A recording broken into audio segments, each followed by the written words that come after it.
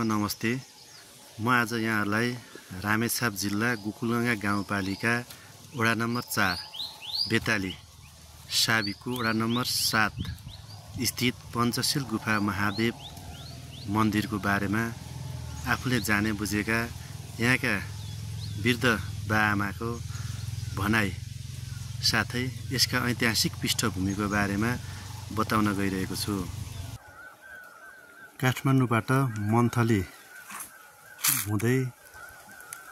खिम्ती, बेताली, गर्जङ, शिवालय साथसाथै सोलु जाने पहाडी मार्गको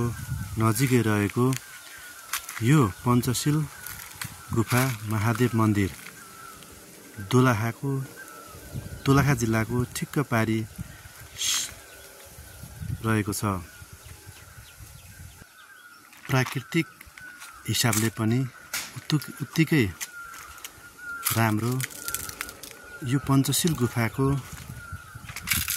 विशेषता र किम्वदन्ती अलि फरक रहेको छ। यहाँ तपाईहरु देख्न सक्नुहुनेछ 5 वटा विशाल शिलाबाट निर्मित अथवा अटल रूपमा अवस्थित यो पञ्चशील गुफा महादेव मन्दिरको एउटा फरक किसिमको ऐतिहासिक किम्वदन्त रहेको छ। मैले तपाईहरुलाई देखाउन गइरहेको छु। यहाँबाट यो सिँढीबाट प्रवेश गरिसके पछाडि माथिबाट गुफा प्रवेशद्वार रहेको छ र त्यो गुफाबाट लगभग 10 देखि 15 मिनेट हिँडिसके पछाडि उता बाहिर निस्किने बाटो रहेको छ र यहाँका भक्तजनहरूको भनाइअनुसार त्यति 10 देखि 15 मिटर हिँड्न पनि केही भक्तजनहरूलाई सहज भएको र केही भक्तजनहरूलाई अलि कठिनाइ भएको यहाँका भक्तजनहरूले बताउनुहुन्छ। पहिला परापूर्व कालमा यो बाटो हुँदै गोकुलगङ्गा गाउँपालिकाको जटापोखरी, 5 पोखरी, त्यसैगरी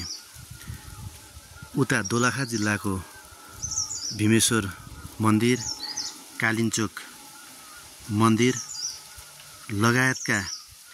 मन्दिरहरूमा आवतजावत गर्ने यो बाटो हुँदै रामभोले मन्दिर साथै दक्षिणतर्फ खाँडादेवी मन्दिर, त्रिवेणी घाट, खोटाङ हलेसी, सैलुङ लगायत हरेक तीर्थस्थलमा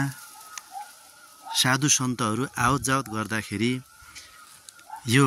लगभग उक्त मैले उल्लेखित गरेका मन्दिरको मध्य स्थानमा रहेको यो पञ्चशील गुफामा हिँड्दै आउँदा रात पर्ने भएकोले त्यो रातमा यहीँ बसी साधु सन्तहरू विभिन्न किसिमका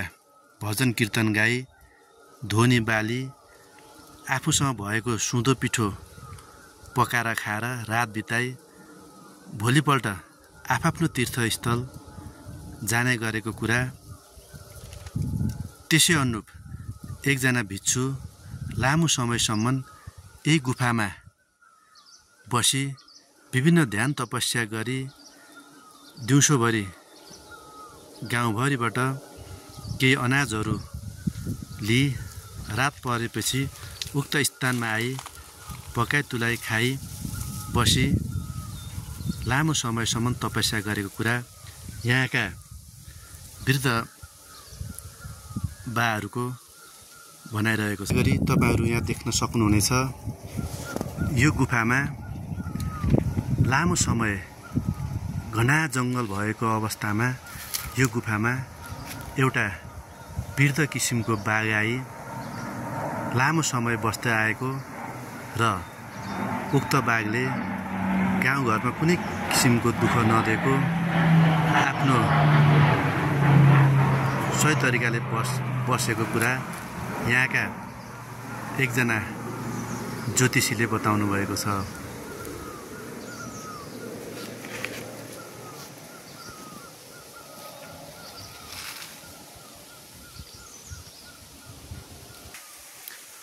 करिब लगभग अन्दाजी 100 वर्ष अगाडि एकजना योगी आई लामो समयसम्म उक्त स्थानमा बसी शिवरात्रिको दिन पारी उहाँले आफ्नै किसिमका सरसामान जुटाई साधारणतया विधि गरी ध्वनि बाली आफ्ना सारा शङ्ख घण्टहरू यी प्रतिस्थापना गरी फेरि पछि आउँछु र यो मैले गरेको विधिअनुसार यस ठाउँमा शिवसँग सम्बन्धित विभिन्न किसिमका चाहिँ क्रियाकलापहरू गर्नु, जस्तै शिवरात्रिमा शिव पूजा गर्नु, त्यसै गरी जनै पूर्णिमा मेला लगाउनु र त्यसै गरी तीज लगायत हरेक चाडपर्वमा आफ्नो तरिकाले गाउँलेवासीहरूलाई पूजा आराधना गर्नु भनेर अराएर हिँड्नु भएको कुरा यहाँका एक वृद्धले बताउनु भएको छ। मैले यहाँहरूलाई यस पञ्चशील गुफा महादेव मन्दिरको आफूले सकेको जानेको र बुढापाकाहरूसँग जे जति ऐतिहासिक कुराहरू लिएर यसका सुरुवाती चरणदेखि लिएर र अहिलेसम्मको दिनमा के कस्ता किसिमका चाहिँ परिबन्ध, के कस्ता किसिमका चाहिँ क्रियाकलापहरू सम्पन्न भए यस मन्दिरमा लगायतका विषयमा मैले यहाँहरूलाई जानकारी गराउन गइरहेको छु। त्यसै गरी यहाँका एकजना ज्योतिषी अर्थात् पण्डितले लगभग 70-80 वर्ष अगाडि प्राकृतिक प्रकोप ठुलो बाढी पहिरो आई धेरै जनधनको क्षति पुर्याएको कुरा जानकारी गराउनु भयो। तर यस मन्दिरमा रहेको आसपासको खेतीयोग्य जमिन पनि नष्ट भएको, तर यस्तो एउटा पहाडको टापुमा शिरमा रहेको ठाउँमा के हलचल पनि नभएको कारणले गर्दा यस स्थानमा धार्मिक हिसाबमा एकदम मान्य भएको कारणले गर्दाखेरि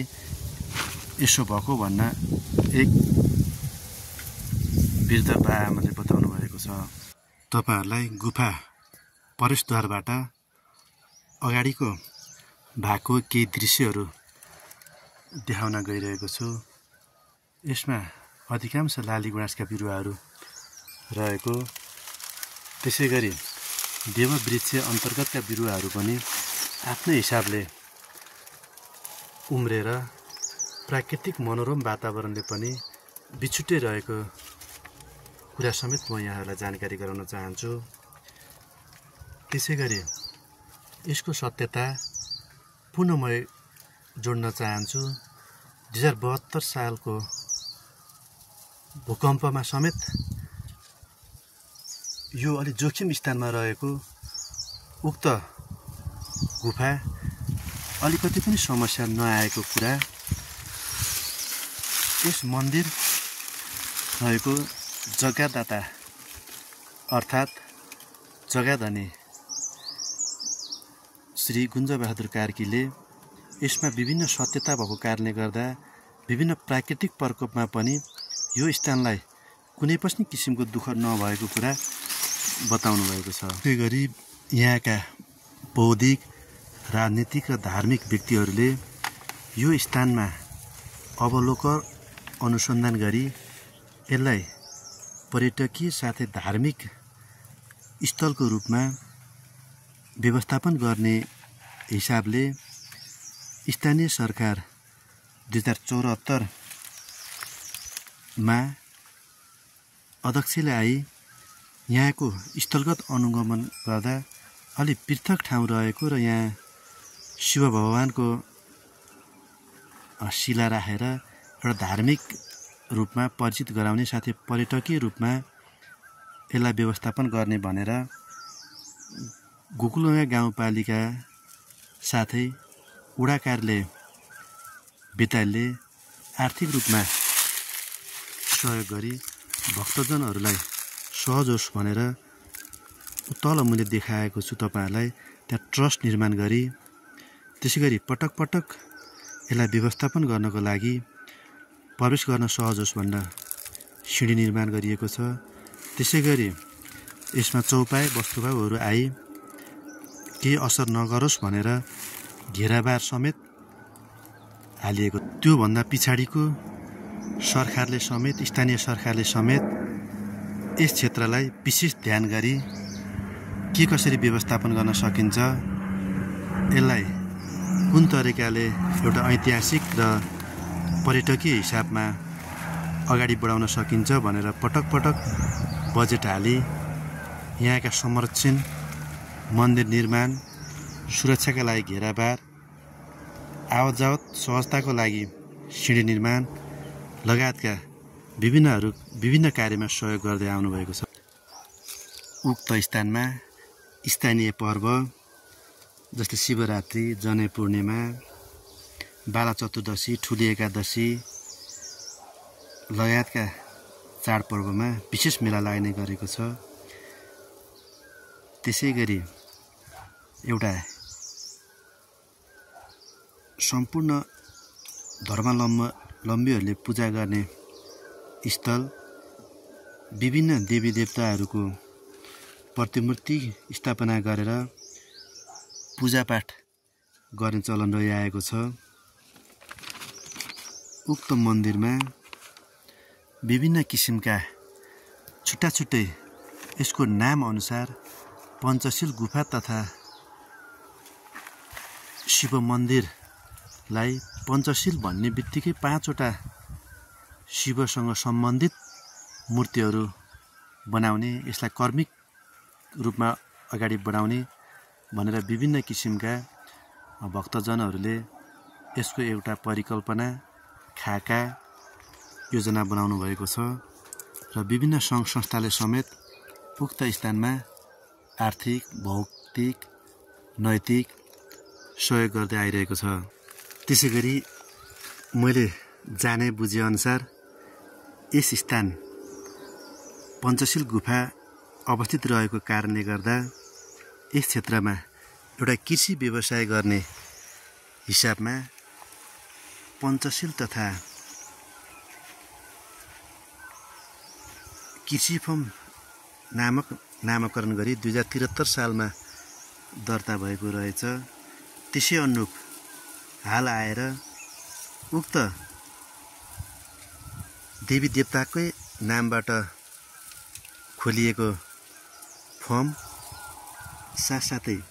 पञ्चशील गुफा महादेव मन्दिर संरक्षण तथा सम्वर्धन गर्ने मुख्य उद्देश्यका साथ यस क्षेत्रमा बुद्धिजीवी, भद्र भलाद्मी, भक्तजनहरूले सामाजिक, धार्मिक, त्यसै गरी सांस्कृतिक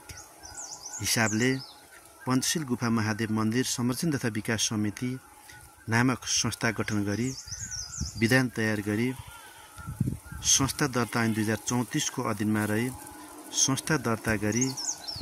पञ्चशील गुफा महादेव मन्दिर संरक्षण तथा विकास समिति स्थापना गरी यसलाई व्यवस्थित ढङ्गमा दीर्घकालीन रूपमा अघि बढाउनको लागि एउटा कोषको समेत व्यवस्थापन गर्दै आइरहेको रहेछ र भावी दिनमा यसलाई पर्यटक रूपमा पनि त्यत्तिकै प्राथमिकता दिने। त्यसै गरी एक त गोकुलगाउँ गाउँपालिका कृषि र पर्यटनको लागि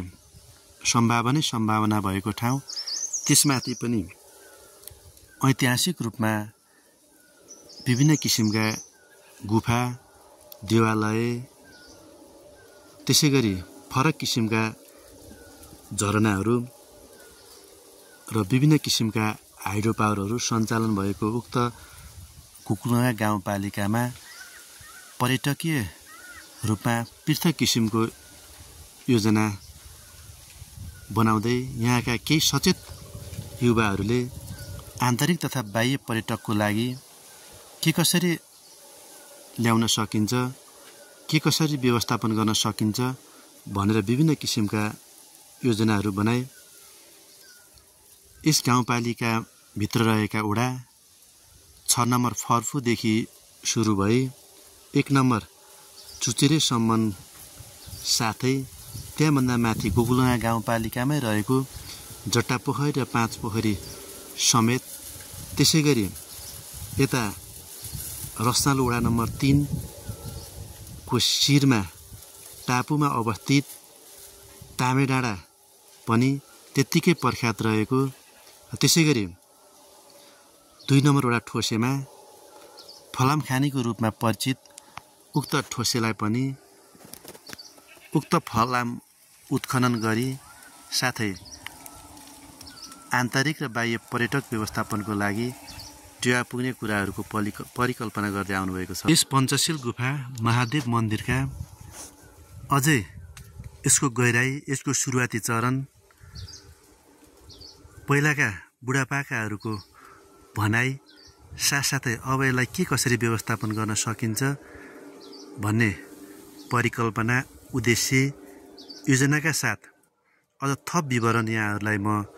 अर्को भिडियोमा प्रस्तुत गर्नेछु र यसमा यहाँका बौद्धिक व्यक्तित्वहरू, त्यसमाथि पनि वृद्ध बा आमाहरूसँग प्रत्यक्ष रूपमा यहाँको बारेमा